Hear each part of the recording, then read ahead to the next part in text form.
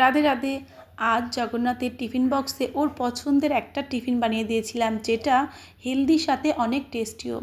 কড়াইয়ে half cup জলের সাথে অ্যাড করেছিলাম হাফ টিস্পুন নুন, হাফ টিস্পুন গোটা জিরে, বাটার কিউব, সাথে কুচনো ধনে পাতা আর ভেজিটেবল পিউরি, যেটা আপনাদের পছন্দ মতো যে কোনো ভেজিটেবলস যেটা আপনারা আপনাদের বাচ্চাদেরকে খাওয়াতে চান, ওরা খেতে চায় না, তো এরকমভাবে কিন্তু ব্লেন্ড করে এর মধ্যে অ্যাড করলে ওরা বুঝতেও পারবে না আর খুব হ্যাপিলি ওরা খেয়ে নেবে। এটা আমরা আমাদের মায়েদের জন্য একটা ভীষণই প্লাস পয়েন্ট এই রেসিপির জন্য। তো খুব ভালো করে মিশিয়ে নিয়ে পরিমাণ মতো আটা দিয়ে একটা মিডিয়াম সফট ডো বানিয়ে নিয়েছিলাম। তারপর নর্মাল রুটির মতো একটু আটা ছড়িয়ে রুটি বানিয়ে নিয়ে এরকম একটা পিৎজা কাটারের সাহায্যে খুব ইজিলি কাট করে আমি ছোট্ট ছোট্ট রোল বানিয়ে নিচ্ছি। আর আমি যখন এই ডো তৈরি করি একটু বেশি করেই ডো তৈরি করি, কারণ এটা দিয়ে রুটিও বানাতে পারবেন বা মোমোও তৈরি করে দিই ওদের জন্য হেলদি টেস্টি করে। এর জন্য যখন আমি এই ডো তৈরি করি একটু বেশি করেই বানিয়ে নিই। সকালবেলা যাদের উঠতে একটু লেট হয়ে যায় এই জিনিসগুলো করতে যদি একটু ঝামেলার মনে হয়, সেক্ষেত্রে রাতের বেলা যদি রেডি করে রাখতে পারেন তো সকালবেলা খুব ইজিলি এই টিফিনটা কিন্তু বানিয়ে নেওয়া যায়। তো আমি রোলগুলোকে একটা স্টিমারের সাহায্যে একটুখানি স্টিম করে নেব।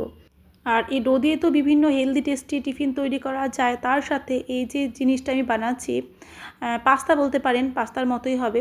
তো এই জিনিসগুলোকে একদম রেডিমেড করে আপনারা ফ্রিজারে স্টোর করতে পারেন, 2-3 দিন আরামসে ইউজ করতে পারবেন। তো আমি একটুখানি এগুলোকে স্টিম করে নিয়েছি, একটা পাত্রে এবার ঢেলে নেব।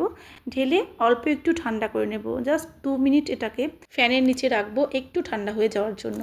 নর্মাল জিনিসগুলোকে যদি একটু ফেন্সি টাচ দেওয়া যায় তাহলে বাচ্চাদের খাবার আনন্দ দ্বিগুণ হয়ে যায়। আর এটা শুধু বাচ্চাদের টিফিনের জন্যই না, বড়রাও আমরা কিন্তু ব্রেকফাস্টে এরকমভাবে হোমমেড পাস্তা বানিয়ে নিতে পারি। পেটও ভরবে আর তার সাথে হেলদি তো অবশ্যই, আর নর্মাল পাস্তার মতোই করেই আমরা কিন্তু এটা রান্না করতে পারবো। তো এইরকমভাবে পাস্তা রেডি করে ফ্রিজে এয়ারটাইট কোনো বক্সের মধ্যে বানিয়ে রেখে দিলে যখন তখন ইজিলি কিন্তু বানিয়ে রান্না করে নেওয়া যায়। তো আমি পাস্তাগুলোকে ছোট ছোট করে বানিয়ে নিয়েছি, কড়াইয়ের মধ্যে দিয়ে দিয়েছি কয়েকটা বাটার কিউব। তো এর মধ্যে এবার অ্যাড করছি পছন্দ মতো সবজি ছাড়াও কিন্তু এগুলোকে হালকা সতে করে দিলেও ভালো লাগবে।